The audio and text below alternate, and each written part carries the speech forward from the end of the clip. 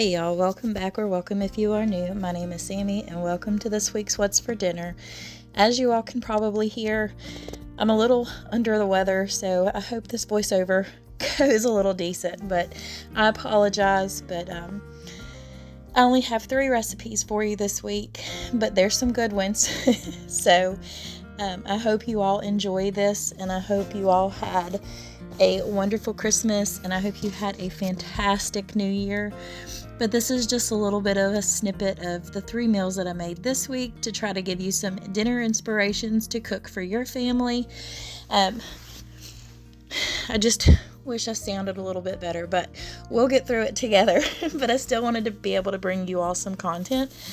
And I mean, it is what it is, so I might as well just try my best. So I hope you all appreciate all of these recipes. I will have some links to some inspirations linked down below for the Tuscan chicken pasta. And I'll see if I can find something similar for the chicken and mushrooms. That was just a spur of the moment one, but I saw what we had in there because we did a no spend week. I didn't go to the grocery store, so this is everything I had on hand. But anyways, y'all, I hope y'all love this. Let's get into cooking. Alright, so first up is the creamy chicken with mushrooms and onions over mashed potatoes. And like I said, this is the one where I just looked in my pantry because we didn't go to the store this week. I just threw all this together. So I have thin sliced chicken breast right there, some Parmesan cheese, heavy whipping cream, a red onion, a large can of mushrooms, and then of course for my sides we're going to have taters and green beans. So what you want to do is you just start out with the chicken first and just season that one up and fry that up. And then you'll take the heavy whipping cream and everything else to make the sauce. So here I've just got my chicken breast in there and I'm going to use this D&O seasoning. Y'all, this stuff is so good. I would definitely give it a try, especially if you're trying to watch your sodium intake because it is low sodium. But don't let it fool you. It is packed full of flavor. So I use that in my Cavenders to season the chicken breast. And we'll go ahead and, of course, just season both sides of your chicken. Take that out, and then when it's done, that's when you go ahead and start making your sauce. But while that chicken is cooking on that side and getting completely done, I just went ahead and started heating up my green beans. And then the pan right here in the back is for my taters. And basically you just heat those up or cook them to the directions on the back of the package. So that's what I'm going to do here. And then we're going to go back to the chicken and start making the sauce. So here is that delicious, delicious chicken. Oh my goodness, it was so good. But there is that. And now in the same pan that you cooked your chicken in, I just melted a little bit of butter in there. And that's what you want to go ahead and start sauteing your onion in just to get it a little bit soft. Once that is like that, you want to add in your mushrooms once you get all those yummy bits off the bottom too. And make sure that you stir all that together. And then of course you'll want to season this as well. Pretty sure I just put Cavenders in this one, if I'm not mistaken. But I did do that, and then I was out of flour this night, so I just went ahead and had to use some cornstarch, which is perfectly fine. You have to cook it just like you do the flour, so you don't have that starchy taste. So that's what I'm going to do here. I just mix it all together, make sure that gets cooked out, and it will thicken once you add in the cold cream and bring it to a boil. So that's what we're going to do here. So there is the Cavenders that I was telling you all about. And then here is the heavy whipping cream. I did use that whole container, so as you can see, it's just a small one, but I did use the whole one in this recipe just to make sure that I had enough to feed everybody. And plus, I had to use that heavy whipping cream because they were getting ready to go out. So it was a win-win for me. So basically, you just want to stir this to incorporate everything and make sure everything's broken apart in there, and then bring it to a boil.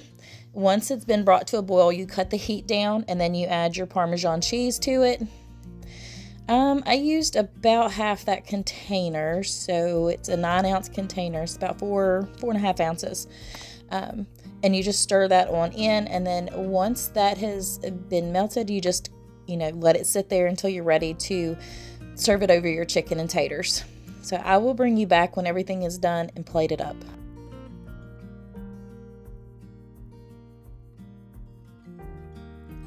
All right, so we have our taters back here. They were pretty good considering they're bagged, but I have made them before. And then, of course, our favorite green beans. And then there is that delicious chicken. And, of course, our mushroom and onion cream sauce. Oh, this was so, so good. It was probably one of the best meals that I have thrown together in quite a while. So you can never go wrong when you just look in your pantry and you just say, this might go good together. And it really does. So I don't know, something about it. It just worked. But here it is all plated up, and this was absolutely delicious on this night. Either that or I was just really, really hungry. But everybody said it was fantastic. So we'll go with the census and say it was really, really good. But anyways, let's go on to the next one, shall we?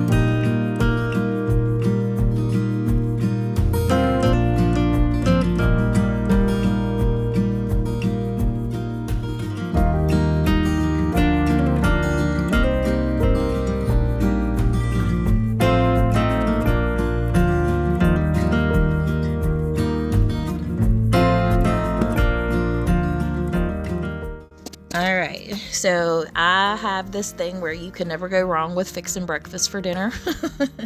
So this night we wanted some pancakes, bacon, and scrambled eggs, so that's what we went ahead and made. My son went to the store and picked up this bacon. His girlfriend was over and she loves bacon, and I did not have that on hand, so that was something that he went and picked up. So can't say it was like a complete no spin, but it was only a couple dollars. So we're going to go ahead and cook that one in the oven, and then we're going to go ahead right here and just scramble these eggs. I actually had both sons in the kitchen helping me this time. So Leo mixed up the eggs for me, and while I was doing this, he's actually over there cooking the pancakes, so you're about to see that now. He is such a good help in the kitchen as well, so excuse me. I don't know what's going on with my griddle, but some of the pancakes didn't get as brown, but it was okay because they were still delicious. But here's everything all plated, or almost plated up. We did have, like I said, the pancakes, bacon, and eggs, and then our syrups back here. My son uses sugar-free, and then we had the regular, and then this one is by far my favorite, and that's what I had. So I'll show you here in just a second. Alright, so here is my plate all finished up. I had a couple strips of bacon, some scrambled eggs, and then I had 2 of the pancakes with that strawberry syrup from a local strawberry farm here in West Virginia. And I just put some whipped cream over those pancakes, and then, yeah, pretty much covered them in syrup, but that's okay. I have to have enough for my bacon too. Am I the only one that likes to dip like their sausage or bacon in syrup? Let me know in the comments. Do y'all do that too, or is it just me? But that was dinner for this night. And for the last meal this week, we had the Tuscan chicken pasta. I have made it on my channel before, but it had been a little bit, so I'm going to go ahead and break it on down for you all again. And like I said, I will have a link to this because I found it on Pinterest, so it's not my recipe, but I'll have the link for that one in my description box below. So you have spinach, penne, pasta, some sun-dried tomatoes, heavy whipping cream, some minced garlic, a little bit of butter, and then of course your thin sliced chicken breast. I have used frozen spinach in this. I don't recommend it. I recommend using the fresh. It just seems to have a better flavor. So, and oh yeah, the Parmesan. Sorry, I forgot that one. So of course you just start off with cooking up your chicken breast, and I use nature's seasoning, garlic, salt, and Cavender's for this. That's my combination when I make this dish, and I don't really want to change it because it seems like those 3 work the best. So I just go ahead and season those up, and then go ahead and make sure that they're done and that it has a nice golden brown color on them. And we'll just go ahead and take those on out and let those rest while we're making the I guess the sauce for it, the creamy sauce, homemade Alfredo, Tuscany, whatever you want to call it. But that's what we're going to go ahead and do. And you use the exact same pan, that way you have all of those yummy flavors in there. Alright, so to start out with, you just get you a little bit of butter. And like I said, you want to get all of those yummy little bits off that pan to make sure it gets into the sauce, because that is Flavor Town major right there. So that's what I'm going to go ahead and do here. And then you'll see me adding in a little bit of flour because I did actually find some in the back of my pantry, which I didn't know that I had. But anyways, I went ahead and added some flour in there just to make like a little bit of a roux. So I stir all that together, and then you just start adding things in one by one to where it's just, incorporated. But I'm going to go ahead and set this to music, and like I said, I'll have a recipe link down below for you. But I'll see y'all here in a bit when everything is ready.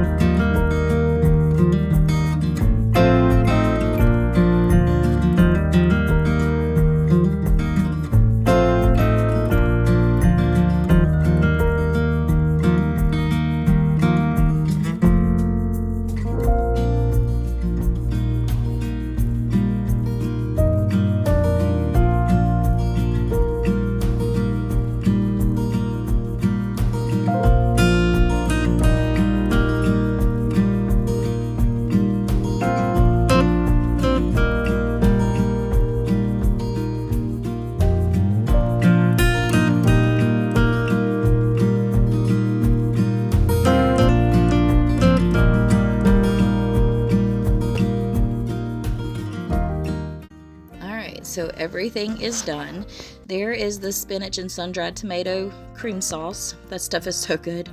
And the chicken, and of course the penne. So what I do is I just take the sauce and then I just dump it over the noodles and mix that all up together. And then I cut the chicken breast up into pieces and then of course lay it on top of the pasta right here. And sorry about this lighting. I actually had to turn on my camera because the weather has been really crappy here and very rainy and dreary. So I wanted it to pick up a little bit better. So if it looks a little bit off, I apologize. It's kind of like me and my voice. But anyways, this was so delicious and it's pretty easy to make. So if you're looking for a good and delicious pasta recipe, give this one a try. But I really appreciate you all coming back for another What's for Dinner. I hope you all are happy and healthy and you prosper in the new year. Until next time, y'all, God bless. Bye, y'all.